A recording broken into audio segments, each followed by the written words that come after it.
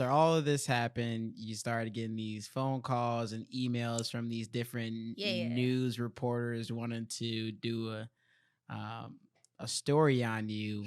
Yeah. Out of all those stories that you've done, which one for you has been the most exciting, or the one that you're like most proud of?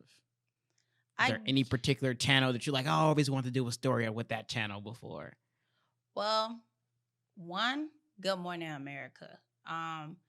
They had grabbed it right away and had put me on there. They didn't call me, but they did put it on there. So I don't know if that's plagiarism, but they did. And this is your Facebook post, right? I'm sure they screenshotted it or whatever. And they talked about it Okay. during Good Morning America, and that's special because me and my grandma, when I did live with my granny, used to watch it every morning because it comes on at like 6 or 7 until like 8 o'clock. So that was really nice. But also like KSTP, because I used to live right next to the studio when I was in undergrad, and I used to always tell my friend like, oh dang, one of these days I'm gonna be all over the news and it's gonna be for some great stuff. And even though this was like a negative situation, God turned it for my good. But I know this isn't gonna be the last time that I blow up in this case. I mean, this is just like a preview to the world of my name, but they haven't even gotten a taste of my true impact. Amazing. So you still have a lot of purpose to step into. Oh yeah. This was just for y'all to just see like, oh, that's Demetria. A person who shows grace, who's patient, who's forgiving. Yeah. I'm forgiving, I think. I think so. That's good. A lot of people probably would have reacted a lot differently. I can't say how I would react. No, I'm a sweet person. I probably would just ignore the lady and just chalk it up to her old age. But you know, you can't change the mindset of everyone. You know, that's true. Especially with folks who are older than us who went through that time of Jim Crow and segregation. Yeah. And they just, you know, that type of hatred and racism is embedded in them, right? And people ask me all the time, like, how do you deal with it? Like, just interacting with folks on a day-to-day basis. And I experience it as well. And it's just, you have to show grace with people. You have to be patient, and you have to be someone who's understanding. And it takes a lot. It does. That's all just the fruits of the spirit. Because honestly, I did not want to respond. But God was just pulling me. Like, this had to be the first time in a very long time where he was pulling me to respond to a situation that I just did not want to interact with. And that's how I was able to have that grace, that peace, and just that patience. And also just being a teacher in ASIO. Like, I have dealt with teachers playing in my face, like really disrespecting me and making very like discriminatory like statements about the scholars or about me or about my teaching style and stuff, because it's not of the norm. So I have always had to stick up for myself and speak for our people in a graceful way and not allow my anger to take away from the message. So I guess that also was like a part of like my training. So I guess all them conversations and all the stuff I went through, especially last year with my teachers, helped for this one moment. Definitely prepared you to be in this moment, for sure. For sure. Let's talk a little bit about the negative things. You said there were some negative comments and things coming in your inbox. You want to talk to us a little bit about that? Oh, I done had some death threats. Those don't worry me. Yeah, those don't worry me. And I have had someone call me an N-word. Multiple people have called me an N-word. Most of them I don't respond. No, the negative ones I have not responded to. I only responded to one where a woman tried to use Christ against me. So she tried to say like, do you really think that the woman was being defensive, or was it something you said, or how could you have shown her God and taught her God? And I'm like, the one thing I showed her was God by showing her the fruits of my spirit, by showing her patience, by giving her love when she was obviously trying to show hate, by helping her before I even knew that she was a Blue Lives Matter person. Even after that conversation, not doing anything out of anger, not seeking any punishment of her either. Because like the book says be angry but sin not.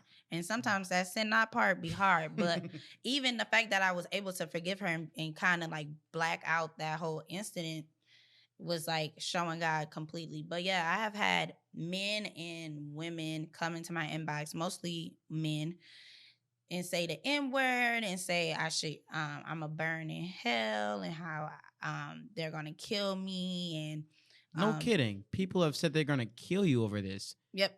And that Blue Lives Matter. I had somebody say, I don't deserve to teach their white kids. I need to be teaching only the monkeys, and I need to go back to Africa. It's been a lot of like just random, just people going out of their way to make comments. And also, these people cannot spell. So my kindergartners spell better than they do.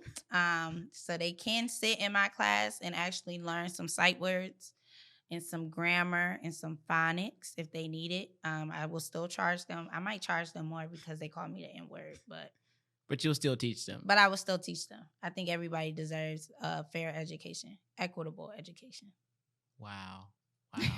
So when you're receiving these death threats and you're reading these things, do they ever make you scared or afraid for your life? I mean, you are out in the community. I do see you at protests, and yeah, I know you show up and you occupy space for the right reasons, and you're a very engaged teacher, and you're always out. Do you ever fear for your life at all? No, because the Bible says that weapons may form, but they can't prosper. And I mean, if anybody was to kill me, that would just be the devil. I'm not really fearful because honestly, a lot of these people, even that woman in that moment, didn't know who I was and whose I was. Like, I'm a child of God. So when you do something to me, it's not me who's going to touch you. I can't touch your soul.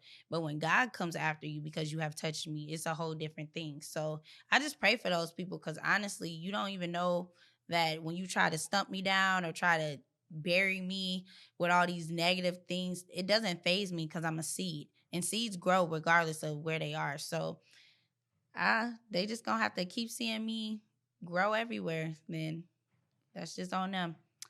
And so this is not gonna stop you. That the hate comments. No, that just shows me I'm on the right path. Like if I'm at the point that I'm getting death threats, I'm like, oh, I done made it.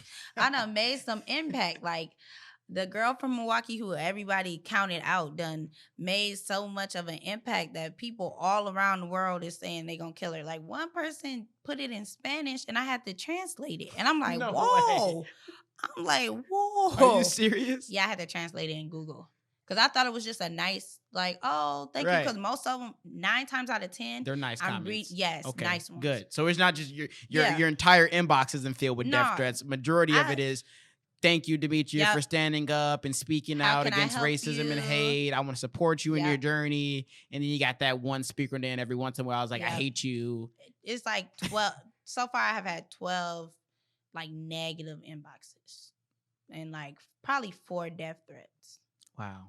That's not too bad. It's not too bad. It's not too bad. I think 1 is too many, but I think 1 is too many. But if we want to have a conversation about where we're at as far as a group of people, I think we're slowly losing our humanity and grace and love for one another. Mm-hmm. And I know you read the Bible. Mm-hmm. I'm stepping into reading the Bible a lot more too. And the book of Revelations actually talks about this, that people are going to be selfish. They're going to be self-centered. They're going to be out for themselves. Exactly. They're going to commit heinous crimes and they're not going to think that there's anything wrong with it.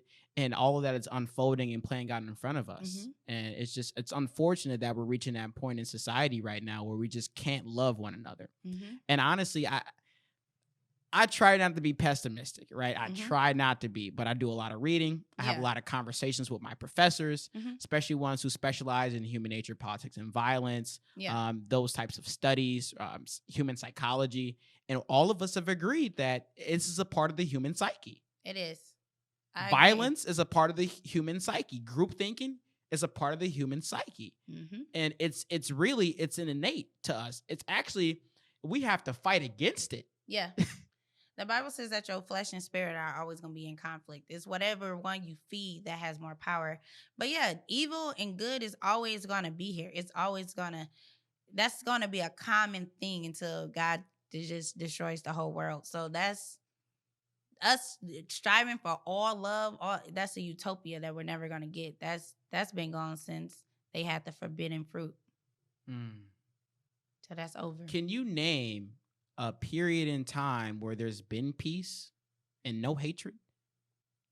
To your knowledge, of course. Before the forbidden fruit. Wow. Before that, I mean, we had peaceful times, but that one moment usually gets outshadowed by the negative times. So I don't know. We all just have to find our own peace in our own lives, our own happiness, and that just comes from living in your purpose. And the more people live in their purpose, it will be more of a consensus of love and peace, because you start looking at things like, I have too much to lose to do this or to do that. I'm walking on my purpose. I don't have time for this or that. But yeah, the people in my inbox got way too much time. Those that are negative have way too much time and obviously no purpose.